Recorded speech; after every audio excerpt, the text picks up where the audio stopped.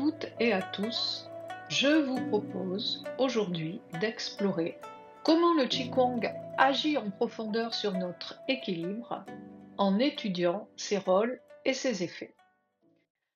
Le Qigong est une pratique ancestrale chinoise qui a traversé les siècles et qui continue encore aujourd'hui à éveiller la curiosité et l'intérêt de nombreux individus. Aborder le Qigong, c'est véritablement rentrer dans un mode de pensée très différent du nôtre. Par exemple, la conception chinoise repose sur la conviction que ce qui affecte le mental affecte simultanément le corps et réciproquement. Tout ce qui perturbe le plan organique agresse en même temps le plan émotionnel. Par exemple, une peine de cœur va provoquer des pleurs. Le corps pleure. On a donc là une vibration commune qui permet assez facilement de comprendre cette relation entre le corps et l'esprit. Chaque organe est régi, chaque organe régit un plan manifesté, donc un plan physique, et aussi un plan plus subtil. Si on reprend l'exemple du cœur, le cœur n'est pas seulement l'organe maître des vaisseaux sanguins, il est aussi un foyer de transformation spirituelle. La conception chinoise est donc centrée sur la notion de qi ou énergie. Et pour les taoïstes, c'est l'énergie fondamentale, c'est la racine de l'univers. Et cette énergie se manifeste absolument partout sous différentes formes que les Chinois précisent d'ailleurs assez clairement en précisant son origine et en précisant ses fonctions. On peut parler par exemple du qi originel, yuan qi, du qi défensif, wei qi, etc. Vous connaissez les différents qi décrits dans le corps humain, mais il existe aussi le qi du ciel, le qi de la terre, etc. Le qi est donc partout. La vision chinoise repose aussi sur la notion de prévention individuelle. Dans un pays comme la Chine, qui compte plusieurs milliards d'individus, il est évident qu'une certaine auto-éducation reste importante et elle a d'ailleurs été affirmée il y a déjà fort longtemps dans l'ouvrage célèbre que l'on appelle le classique de médecine Huangdi Neijing ou classique de l'empereur jaune, classique interne de l'empereur jaune. Dans ce classique, il est écrit 5 directives qu'il serait bon d'afficher dans tout l'empire. Unifier l'esprit, apprendre les règles d'hygiène diététique, les exercices, connaître les vertus des drogues ou pharmacopées, savoir façonner des aiguilles de toute taille et savoir examiner et évaluer le qi et le sang dans chaque organe. On comprend comment le Huangdi Neijing a permis le développement de la médecine chinoise traditionnelle, mais aussi des exercices de Qigong. Durant la pratique du Qigong, il ne s'agit pas seulement de se pacifier. En tout cas, ça ne s'arrête pas à la seule pratique. C'est aussi à chaque moment de la vie individuelle, collective, que l'individu doit se pacifier. Et les pratiques de Qigong relèvent de la médecine traditionnelle chinoise et cette recherche énergétique, eh bien, doit s'intégrer et doit être intégrée à l'ensemble des moyens thérapeutiques chinois. Et la particularité, c'est l'autorégulation de l'état de chacun par la pratique des exercices de Qigong. Donc on voit que ce développement du Qigong est très ancien et que ces bienfaits ont été, précisés au fur et à mesure. On va donc s'intéresser, au véritable rôle et effet du qigong sur notre corps et sur notre esprit. On va aussi se demander comment cette pratique millénaire peut influencer notre bien-être et notre santé et comment le qigong agit sur l'énergie. Donc notre objectif, c'est de mieux comprendre le qigong, ses principes, ses bénéfices potentiels et la manière dont il peut être intégré dans notre vie quotidienne pour améliorer notre bien-être global. Nous allons donc étudier les différents rôles et effets du qigong, à savoir, premier rôle, c'est faire circuler l'énergie, renforcer et tonifier l'énergie, purifier l'énergie, régulariser et équilibrer l'énergie. Et enfin, nous verrons comment harmoniser l'énergie. Premier point, le Qigong va pouvoir faire circuler l'énergie. En médecine chinoise, la bonne santé est la conséquence de la bonne circulation de l'énergie dans le corps, car tout blocage peut entraîner une pathologie. S'il y a une stagnation du qi, cette stagnation va favoriser une perturbation de la circulation dans le corps et bien sûr peut entraîner des maladies. Donc, premier objectif des exercices de Qigong, c'est faire circuler l'énergie. Comment peut-on faire circuler cette énergie? Eh bien, tout d'abord, on va pouvoir faire circuler l'énergie en utilisant le sens des méridiens. L'énergie circule dans le corps le long de méridiens, de haut en bas, de l'extérieur vers l'intérieur pour les méridiens dits yang, et de bas en haut et de l'intérieur vers l'extérieur pour les méridiens dits yin. Et les exercices de Qigong mobilisent l'énergie dans les méridiens par des mouvements qui les étirent et les détendent. Donc les différents mouvements étirent puis relâchent les méridiens pour augmenter le flux énergétique qui y circule. Donc c'est un travail qui peut ressembler, faire penser un petit peu à la façon dont on étirerait un élastique. C'est un travail qui va se faire avec douceur pour pouvoir ne pas rompre cet élastique, mais un travail suffisant pour pouvoir étirer cet élastique. Les mouvements utilisés sont souvent des flexions, extensions, par exemple flexion du poignet, extension du poignet, ça peut être des rotations aussi. En tout cas, on va chercher à étirer les méridiens et par les rotations, par exemple, on va aussi agir sur les méridiens, soit du bras, soit des jambes.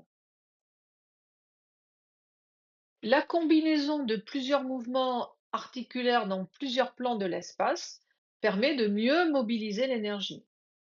C'est pour ça que chaque mouvement ou chaque enchaînement est composé de différents mouvements où il va y avoir plusieurs types de mouvements articulaires de façon à pouvoir mobiliser au mieux l'énergie dans toutes les directions. Les mouvements sont progressifs, ils respectent totalement la physiologie articulaire et c'est par la répétition du geste juste que l'on parvient petit à petit à obtenir la circulation de l'énergie. Il est donc important de connaître le sens de la circulation de l'énergie dans le corps. Faire monter l'énergie, c'est faire monter l'énergie dite yin. Faire descendre l'énergie, c'est faire descendre l'énergie yang. Faire monter l'énergie yin de la terre, faire descendre l'énergie yang du ciel, par exemple. C'est travailler aussi l'avant du corps pour agir sur yin ou travailler sur l'arrière du corps pour agir sur yang. C'est mobiliser yin depuis l'intérieur, c'est harmoniser le mouvement du yang dans le corps. Voilà, c'est un ensemble, de travail sur les articulations et sur les méridiens en conscience qui va permettre, de mobiliser l'énergie dans le corps. Deuxième moyen, c'est faire circuler l'énergie en utilisant la respiration. En effectuant des respirations plus profondes, plus lentes, on dit qu'on approfondit la respiration, on va à chaque fois mobiliser plus d'énergie. On va mettre davantage d'énergie en mouvement. La respiration, c'est comme un souffle animant tous les mouvements, l'énergie et le souffle subtil qui s'en dégage. Le souffle, la respiration agit un petit peu comme un soufflet de forge que l'on activerait et qui va euh, rendre l'énergie plus forte, qui va mobiliser. Troisième façon de faire circuler l'énergie, c'est faire circuler l'énergie par la concentration de l'esprit. L'esprit a un rôle très important en Qigong. L'esprit, la volonté ont une action très forte sur l'énergie. Je vous propose un petit exercice ici, par exemple. Vous allez fermer les yeux et vous allez imaginer que vous êtes au bord d'une rivière. Adossez-vous confortablement, prenez une position relâchée et les yeux fermés, imaginez que vous êtes au bord d'une rivière. Elle coule joyeusement. L'air est frais. Une légère brise agite les branches des arbres. Ces arbres sont parés d'un jaune éclatant. Le ciel est clair et vous entendez le bruissement de l'eau sur les cailloux de la rivière.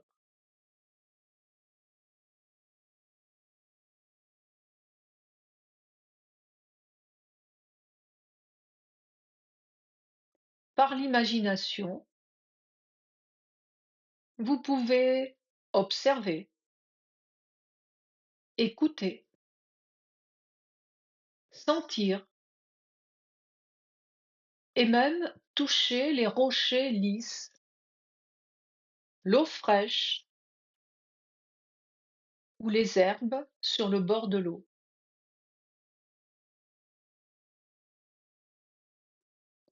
Vous pouvez maintenant ouvrir les yeux en respirant profondément. Donc toutes ces images, ces sensations viennent animer des correspondances énergétiques avec les 5 éléments. Par exemple, l'eau ici est rattachée bien sûr à l'élément eau. Les herbes vertes sont rattachées à l'élément bois. Le toucher est rattaché à l'élément feu. Le jaune éclatant à l'élément terre. Ou encore l'air frais à l'élément métal. Si vous travaillez votre respiration et inspirez profondément pendant cette visualisation, eh bien, toutes ces images vont véritablement entrer dans votre corps et stimuler l'énergie. Et c'est pour ça que l'esprit peut ainsi éveiller toutes les énergies de la nature qui se trouvent en vous par le biais de ces images, de ces sensations. Lao Tse écrit dans le Tao Te Ching, livre de la voie et de la vertu, verset 47, sans sortir de ma maison, je connais l'univers. Sans regarder par ma fenêtre, je découvre les voies du ciel. plus l'on s'éloigne et moins l'on apprend. C'est pourquoi le sage arrive où il veut sans marcher. Il nomme les objets sans les voir, sans agir. Il accomplit de grandes choses. Je vous laisse méditer sur ce verset écrit par Lao Tse qui montre que dans l'immobilité et manifestement pendant la méditation, il peut se passer beaucoup de choses. Donc on peut, par le travail de l'esprit, mobiliser les énergies dans le corps. Pourquoi? Parce que l'énergie est souffle, mais c'est aussi information et communication. D'autres éléments agissent aussi sur l'énergie et peuvent influencer la circulation de l'énergie dans le corps. Ce sont tout d'abord les émotions et les sentiments qui influencent l'énergie dans le corps. Donc, qu'est-ce qu'une émotion? Une émotion, c'est une réaction brute, immédiate, automatique du corps et du cerveau d'ailleurs aussi, face à un stimulus interne ou externe. C'est d'abord une réaction physiologique. Donc, les six émotions sont la peur, la colère, la joie, la tristesse, la surprise et le dégoût. Et les sentiments, eux, correspondent à une élaboration mentale d'une ou plusieurs émotions. Le sentiment est plus durable, c'est quelque chose de plus complexe qui implique une interprétation personnelle, une mémoire, une histoire, donc quelque chose qui va avoir impacté durablement l'individu. En médecine chinoise, on dit que la joie fait monter. Elle est rattachée, bien sûr, à l'élément feu. La peur la bloque l'énergie, bloque et concentre l'énergie. La peur est rattachée au rein. La colère va déséquilibrer l'énergie et aussi la faire monter. La colère est rattachée au foie. La tristesse fait descendre l'énergie. Elle plombe. Elle est rattachée aux poumons. Et les soucis alourdissent l'énergie. Ils sont rattachés à la rate. Donc émotions et sentiments ont ainsi une action énergétique. En tout cas, ils vont perturber la circulation de l'énergie. Alors cette action peut être volontaire lorsqu'on agit sur nos émotions, mais le plus souvent c'est involontaire puisque on va dire que l'on subit les émotions parce qu'elles viennent perturber, modifier l'énergie, nos énergies à notre insu. Et cependant, il peut bien sûr être intéressant de travailler sur ces émotions pour pouvoir euh, évoluer, se transformer et obtenir une meilleure version de nous-mêmes. Et c'est sans doute là tout le travail de la méditation. Et nous aurons l'occasion d'en reparler. Deuxième élément qui peut modifier l'énergie, c'est la concentration.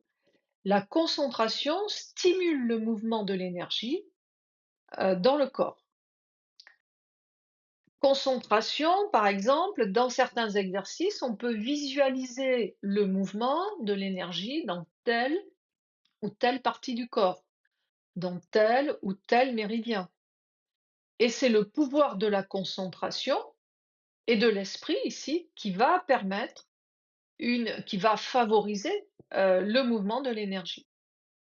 Mais c'est quelque chose enfin, qui nous est déjà familier. Par exemple, si vous faites du tir à l'arc, eh bien l'esprit va visualiser le trajet de la flèche et l'impact au centre de la cible.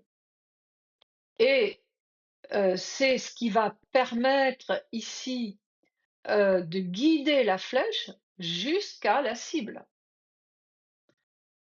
Cette visualisation permet aussi de travailler avec le relâchement, pour ne pas se crisper, sur, l'arc et ne pas perturber le mouvement. Si, on se réfère à des émissions, sur la patrouille de France, on a, vu ici comment les pilotes répètent mentalement et régulièrement toutes les acrobaties et tous les gestes nécessaires à leur réalisation et non seulement ils le répètent, mais ils le font en groupe, c'est-à-dire, ils le font de manière coordonnée. Parce que bien souvent, dans ces acrobaties, on n'a pas droit à l'erreur. J'entendais, un pilote dire que, sur certaines acrobaties, l'espace entre, 2 avions pouvait être extrêmement réduit et que, bien, la moindre erreur pouvait provoquer des catastrophes. Donc la concentration de l'esprit est une intention forte, une visualisation ici, qui va permettre, de visualiser, entre autres, le trajet, par exemple, de circulation de l'énergie dans le corps. Et si on arrive par notre esprit à orienter une flèche, on peut aussi mobiliser notre énergie par la concentration, de la même façon.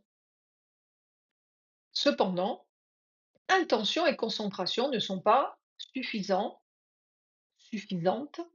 puisque l'entraînement et la répétition sont absolument nécessaires. Donc c'est quand même, hem, en renforçant ici, en affinant les qualités du geste et en répétant et en s'entraînant de façon régulière que l'on va pouvoir progressivement relier ensemble le mouvement et l'esprit.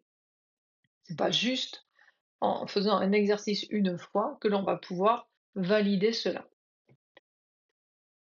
Donc après avoir mis l'énergie en mouvement dans le corps, il faut la renforcer pour nourrir les grands centres énergétiques, par exemple le dantian. Donc nous allons voir maintenant, dans un deuxième point, renforcer et tonifier l'énergie. Tonifier et renforcer l'énergie du corps développe la santé et accroît la longévité. Donc un certain nombre de ces techniques sont déjà connues depuis fort longtemps et constituent ce qu'on appelle le Yang Shen. Yang Shen qui veut dire l'ensemble des méthodes et règles pour nourrir la vie. Dao Yin Yang Shen Gong par exemple. Donc, ce sont ensemble de mouvements pour nourrir la vie. Les exercices de Qigong permettent de recharger l'énergie de trois façons différentes. Première façon, par le corps. En gros, si vous voulez, ça correspond à votre première année de pratique. C'est d'abord travailler le corps, travailler le mouvement.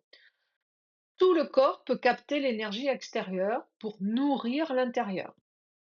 Mais certains points sont plus réceptifs et sont utilisés dans la pratique de manière privilégiée. Ce sont notamment les mains et les Laogong, au centre des mains, correspondent aux 8 mètres cœurs, qui sont de véritables portes d'entrée ou de sortie de l'énergie.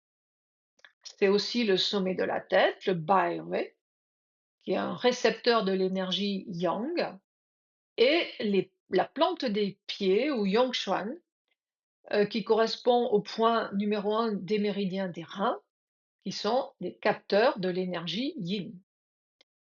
Voilà pour quelques exemples, mais il y a d'autres centres, d'autres points sur lesquels on peut travailler, dantian, etc. Deuxième méthode pour recharger l'énergie, ça va être de travailler par la respiration. C'est le travail du souffle. En gros, ce serait le deuxième niveau de pratique, si vous voulez. L'inspiration fait entrer dans le corps l'énergie extérieure et l'expiration rejette la mauvaise énergie pendant que le corps se nourrit de l'énergie pure inspirée. Donc c'est tout un travail ici sur l'inspiration et l'expiration. Alors, il existe des techniques respiratoires de tonification de l'énergie. Ça peut être, par exemple, la respiration abdominale inversée, très utilisée aussi dans les arts martiaux pour procurer davantage de force et de résistance, mais utilisée aussi dans un certain nombre de qigong. Ça peut être Neiliangong ou encore le qigong du cœur, la deuxième méthode du qigong du cœur qui normalement se pratique avec une respiration abdominale inversée. Donc, dans cette technique respiratoire, on va, sur l'inspiration, légèrement rentrer le ventre et contracter l'anus et le périnée.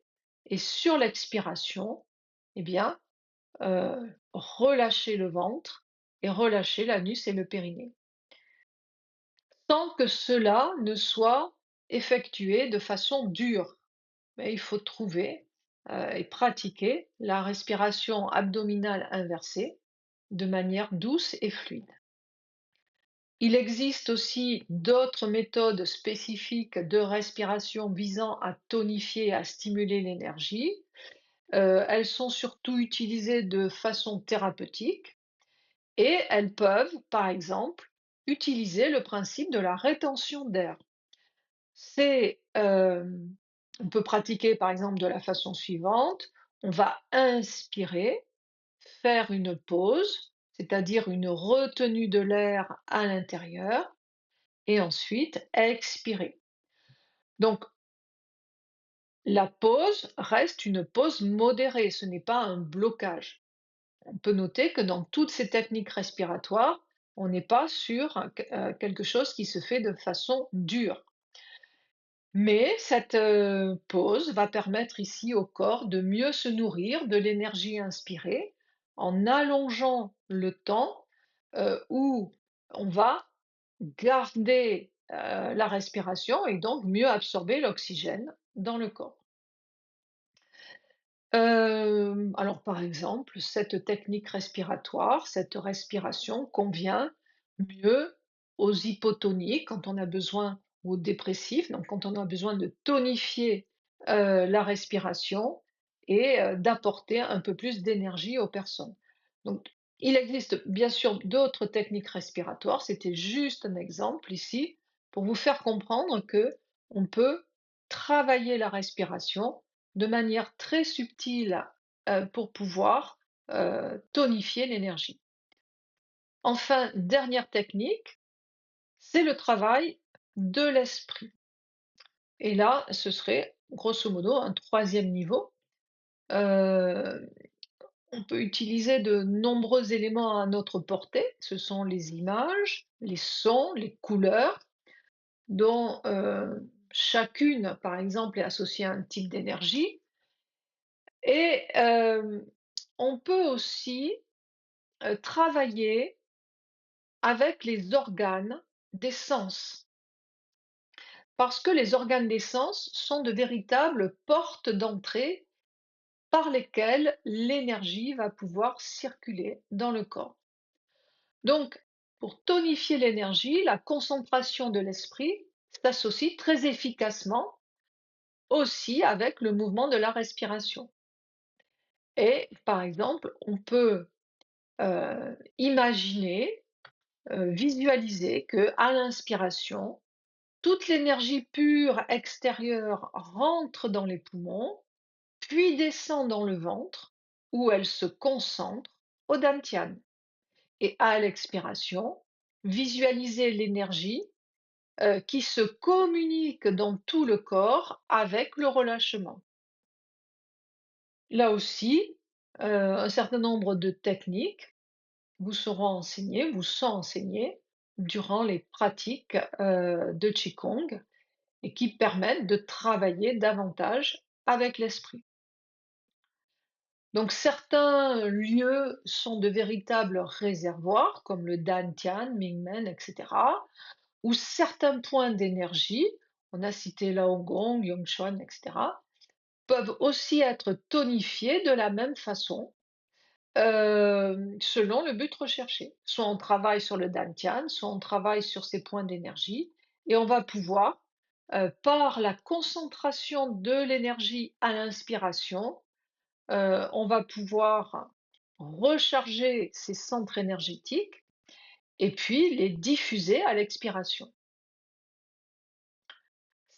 C'est l'esprit qui guide. Voilà, c'est l'esprit qui guide l'énergie vers le point recherché et les Chinois disent: «Là où va l'esprit, va l'énergie. Là où est l'esprit est l'énergie». Donc il y a un lien très fort, entre l'esprit et l'énergie. En général, les exercices statiques sans déplacement du corps, qui allient la respiration et la concentration de l'esprit, tonifient plutôt l'énergie, alors que les mouvements dynamiques la font davantage circuler. Donc, lorsqu'on pratique des exercices statiques, bah, du type méditation, on pense à ça, mais il existe aussi des exercices statiques de Qigong, et heu, qui sont très souvent reliés à la méditation. On est sur des exercices de tonification de l'énergie, alors que lorsqu'on pratique des Daoyin, on est plutôt sur des mouvements, qui font circuler l'énergie. L'énergie circule, on peut la renforcer, mais il faut aussi la purifier. Nous allons donc aborder maintenant cette notion de purification de l'énergie. Purifier l'énergie, c'est se débarrasser des impuretés, se débarrasser des énergies perverses qui perturbent notre énergie. Les énergies perverses, ce sont les énergies qui ne nous sont pas utiles à un moment donné. Heu, Ces énergies peuvent créer des blocages, peuvent créer des douleurs, peuvent aussi provoquer des maladies.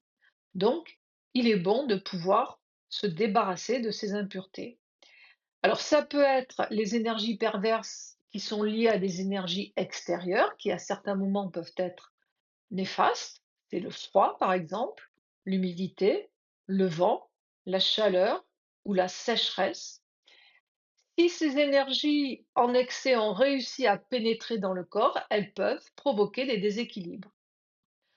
Ces énergies sont normales dans la nature, mais elles deviennent perverses dans le corps car elles perturbent nos énergies propres et elles peuvent aussi causer des douleurs et des symptômes variés.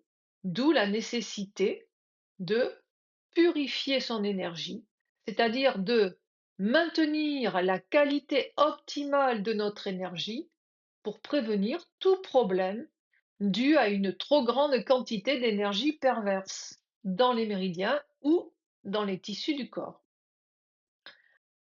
Premier moyen pour purifier l'énergie, c'est purifier l'énergie par les mouvements. La première vocation du mouvement, c'est de faire circuler l'énergie et donc, en faisant circuler, on mobilise et on favorise l'élimination des énergies perverses.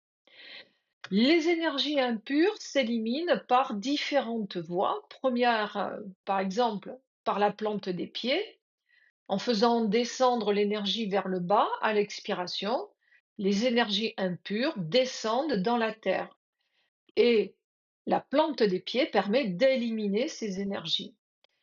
Donc, la plante des pieds va jouer ici un rôle de purificateur, grâce d'ailleurs au cycle naturel des éléments. Ce qui est usé retourne à la terre pour y être à nouveau transformé.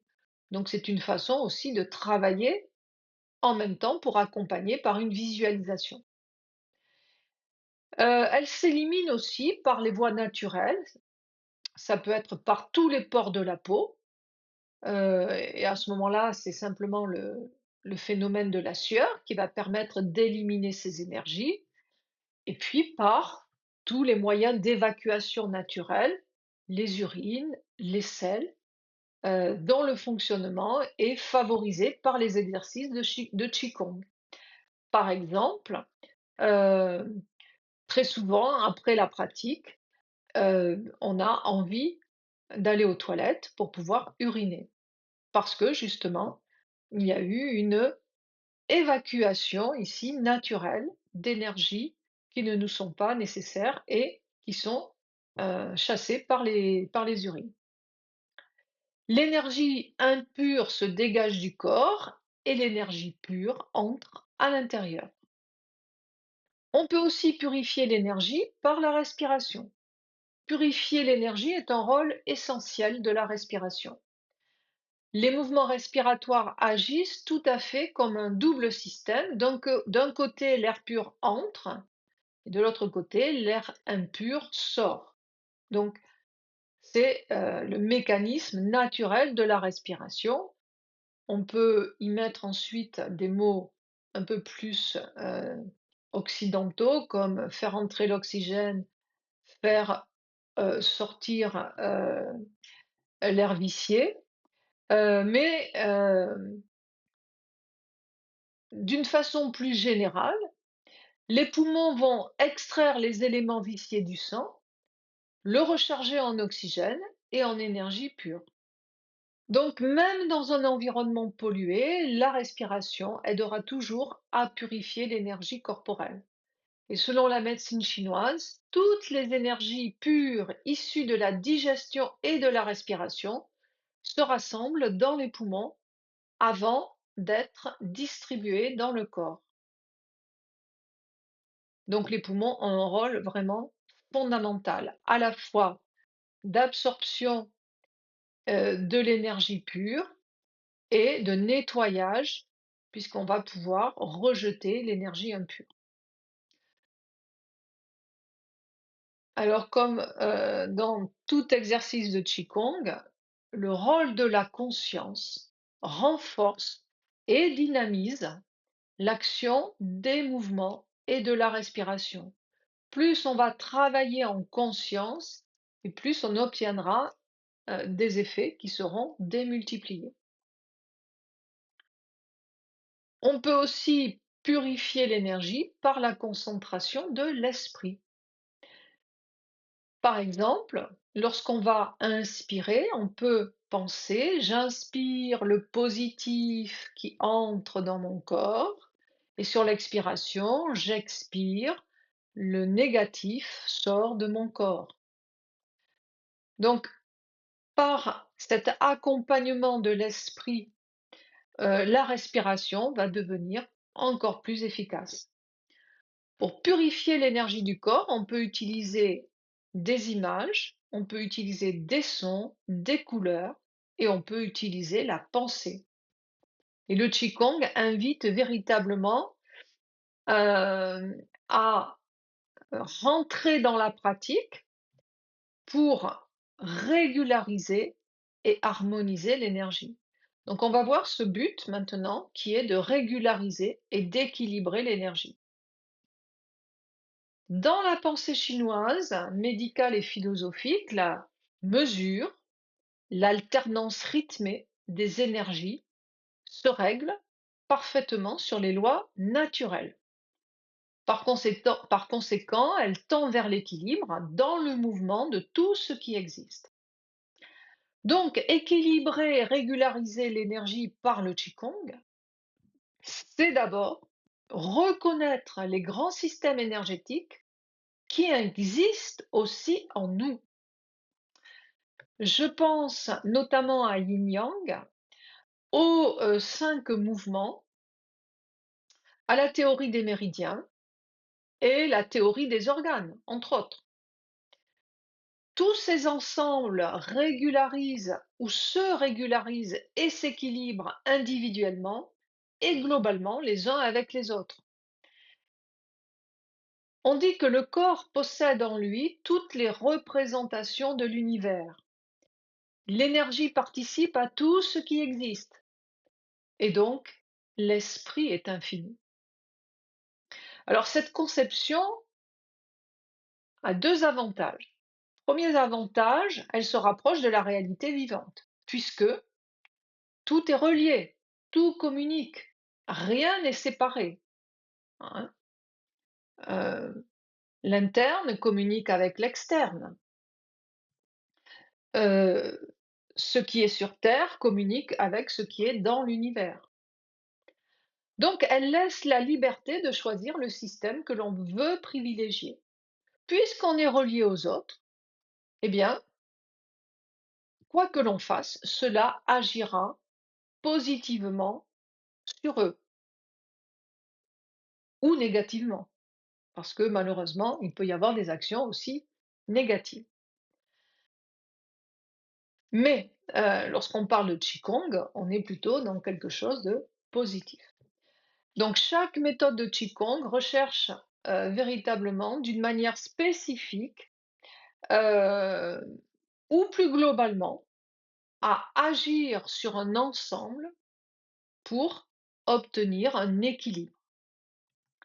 Équilibre des énergies dans le corps, équilibre entre yin-yang, équilibre entre l'activité et le repos, la droite, la gauche, le haut, le bas, l'intérieur, l'extérieur, équilibre d'une position statique, équilibre dans le mouvement, équilibre du corps, équilibre de l'esprit, équilibre des émotions. Bref, la compréhension de l'équilibre enrichit véritablement la pratique de beaucoup plus d'aspects, de perceptions qui se relient en chaîne et qui forment chaque expérience énergétique et qui lui donne une coloration qui lui est particulière. La respiration est l'un des cycles les plus profonds de la vie.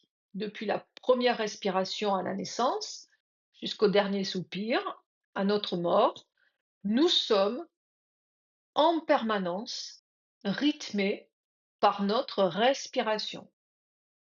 Donc, entrer dans le rythme de la respiration permet de régulariser l'énergie, d'équilibrer l'apport et le rejet de ce qui nous est nécessaire ou pas.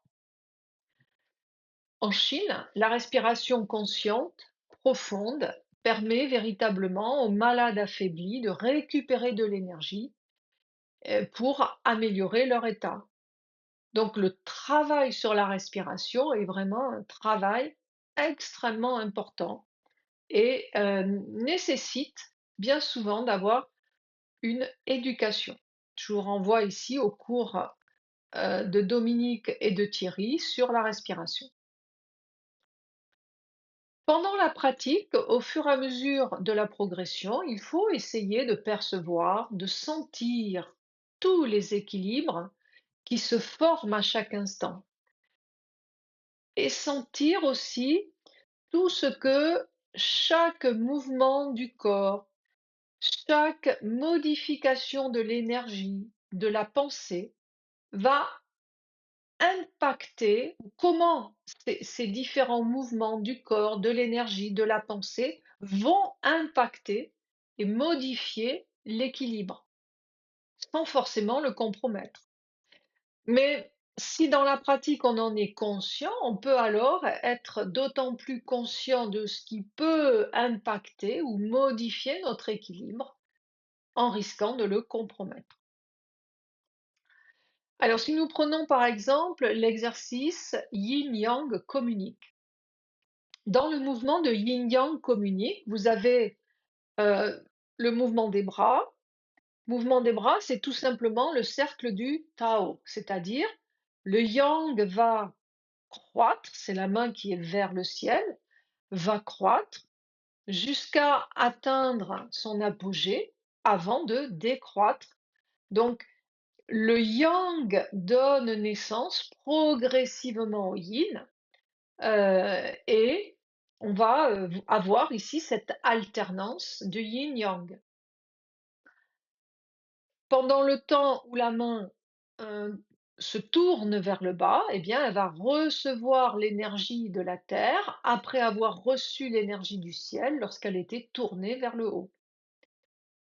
Donc, dans un simple mouvement, on peut sentir le jeu des forces, on peut sentir la participation du corps à l'exercice.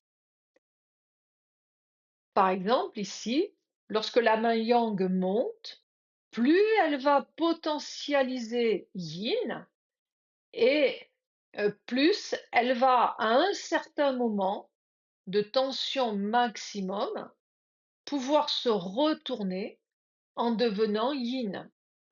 Et donc, elle va ainsi, heu, accomplir son destin et permettre au yin de croître après que le yang ait atteint son apogée, son acmé. Le corps, en fait, connaît très bien ses lois. Il les exécute d'ailleurs naturellement sans qu'on ait besoin d'y penser. Mais si nous y apportons notre conscience, notre écoute attentive, eh bien ce simple exercice amène à percevoir le sens profond de la notion yin-yang. Il permet de régulariser, d'équilibrer, simplement en rendant ici euh, ces principes yin-yang davantage conscients et en permettant de suivre véritablement le mouvement.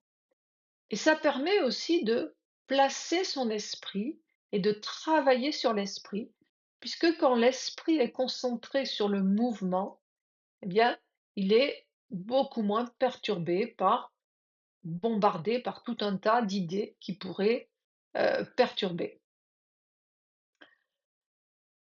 Le travail de régularisation et d'équilibre se fait en 3 étapes. Première étape, ça va être de faire circuler, de mettre en mouvement. Deuxième étape, de tonifier, de renforcer. Et dernière étape, de régulariser et d'équilibrer. Alors on va développer un petit peu plus cette régularisation, cet équilibre, qui va se faire à 3 niveaux. Premier niveau, c'est le niveau conscient, c'est l'ordre naturel des choses. Le niveau, pardon, inconscient, c'est l'ordre naturel des choses, c'est le rythme, par exemple, du sommeil, des repas, c'est ce qui se fait naturellement sans que l'on ait besoin d'y penser. La nature est en elle-même équilibrée et quand le jour arrive à son maximum, eh bien, il va devoir décroître. Et donc, nous sommes inconsciemment calés sur ces différents cycles, ces différents rythmes. Deuxième niveau, c'est le niveau demi-conscient. C'est celui, par exemple, de la respiration. La respiration, elle est parfois automatique, donc elle est inconsciente. On n'a pas besoin de réfléchir et d'intervenir par notre volonté pour respirer. Mais à certains moments, on peut décider d'intervenir et de diriger cette respiration. Et à ce moment-là, on va pouvoir, dans une certaine mesure, la contrôler. Donc la conscience de la respiration peut être très simple. Ça peut être, par exemple, gonfler les poumons lors de l'inspiration et abaisser sa cage thoracique, ses côtes, lors de l'expiration. Mais elle peut aussi être beaucoup plus élaborée. Par exemple, je respire l'air du cosmos extérieur. Le cosmos aussi respire par le mouvement des étoiles et des galaxies. Je respire à l'image du cosmos qui est en moi. Je suis la respiration infinie du cosmos. Par elle, je rejoins le mouvement de tout ce qui existe. Et là, on rentre déjà sous cette forme de méditation à un niveau plus important où on va relier le niveau inconscient et le niveau conscient. Donc, on peut faire un travail ici qui peut aller dans l'extrême profondeur. À remarquer que c'est sur ce niveau demi-conscient que le travail du Qigong est le plus efficace. Parfois, un mouvement est bien perçu, Parfois, il n'est pas perçu du tout. Parfois, la sensation est celle d'équilibre, c'est net, mais parfois, cette sensation s'efface. Donc, il est intéressant de naviguer ici entre ce niveau, enfin, dans ce niveau demi-conscient pour renforcer l'efficacité du Qigong. Après, l'autre niveau, c'est le niveau conscient, c'est celui de l'esprit et du corps qui sont éveillés.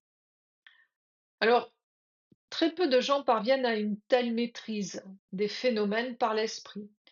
Très peu de gens parviennent à une conscience totale de soi et du monde en parfait équilibre. C'est un travail, qui fait l'objet pratiquement de toute une vie et peu de gens y arrivent. Mais une seule perception consciente, une seule pensée positive, un seul exercice réussi et toute la journée peut être transformée, voire même toute la vie, parce que l'équilibre est retrouvé. Donc, même si de manière parfaitement consciente, on n'arrive pas à cette maîtrise, eh bien, on peut, dans la pratique, avoir de tout petits moments, de petites sensations. Et c'est ça qui va renforcer l'efficacité de notre pratique et nous permettre d'aller vers davantage d'équilibre. Le but du Qigong, c'est véritablement d'harmoniser, harmoniser l'énergie. L'harmonie, c'est l'ultime développement de notre travail en Qigong. L'harmonie intérieure est souvent synonyme de bonheur, parce que c'est une réalisation profonde de nos aspirations. L'harmonie extérieure, elle émane de nous. Elle représente la joie du partage, la paix des hommes, la réconciliation avec la nature et aussi avec sa propre nature. Donc, rechercher l'harmonie, entrer dans l'harmonie, c'est entrer dans la vraie communication sans intermédiaire, car les énergies réveillées, renforcées, équilibrées entre elles, vont pouvoir maintenant s'accomplir harmonieusement. Donc la régularisation permet d'équilibrer les différents systèmes et nombreux mécanismes de la vie. Et l'harmonie est le résultat qui se dégage de l'ensemble de notre travail. Elle est véritablement le fruit qui s'offre à nous et à travers nous à notre entourage. Donc, c'est vers cette recherche d'harmonie qu'il faut aller. Alors, l'harmonie, parfois, nous avons cette sensation d'être parfaitement en harmonie sur de courts instants, plus ou moins longs d'ailleurs. Mais nous pouvons aussi la contempler, cette harmonie, et je voudrais ici que vous compreniez que c'est une notion qui irradie aussi l'art, la culture, dans tout ce qu'ils ont de plus profond.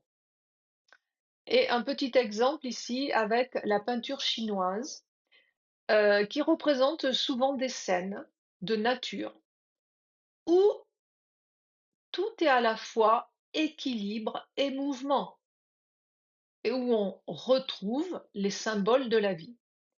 Par exemple, sur, ce magnifique tableau, du moine Citrouille-Amer, qui est un peintre chinois qui a vécu au, XVIIe siècle, eh bien, nous voyons la montagne solide et stable sur laquelle on chemine, la rivière que l'on traverse comme on traverse la vie, qui s'écoule sans cesse,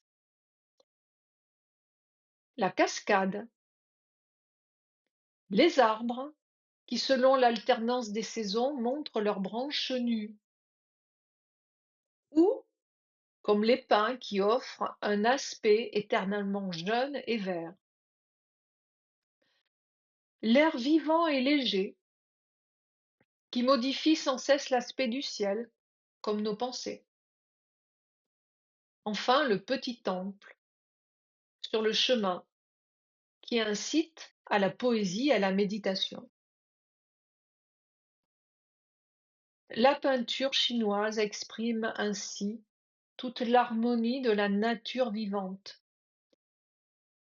Et cette harmonie témoigne de la liberté du corps dans ses mouvements. Même s'ils sont limités par l'âge ou par la maladie, eh bien, ils peuvent être libres dans leur expression. L'harmonie, c'est ce qui témoigne de la libre circulation de l'énergie en nous et aussi dans notre environnement et aussi entre nous et notre environnement. L'harmonie, c'est véritablement ce qui témoigne du travail accompli. Alors je vous souhaite bien sûr de continuer ce travail et puis d'aller vers l'harmonie. Je vous remercie.